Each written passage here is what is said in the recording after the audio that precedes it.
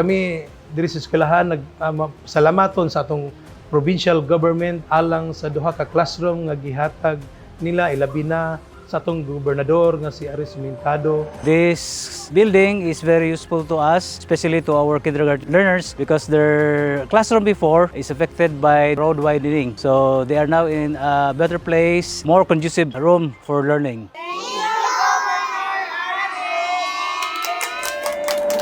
And rest assured, kitang tanan naamantay papel aning kalibutan na magtinabangay gyapon ta sa paghatag o dugang ng mga classroom o unsa pa ang atong mahatag ani nila aron ato sila mapahiluna sa umabot na panahon. So ang iyong gobernador naa kanunay mutabang o muambag sa iyong mga pahinlanon sa makaya lang nato kay di man ta perpekto na usa ka leader, but rest assured maningkamot ta na ato ma-attain kung unsay priority o unsay pahinlanon sa itong mga katawan. Daghang salamat.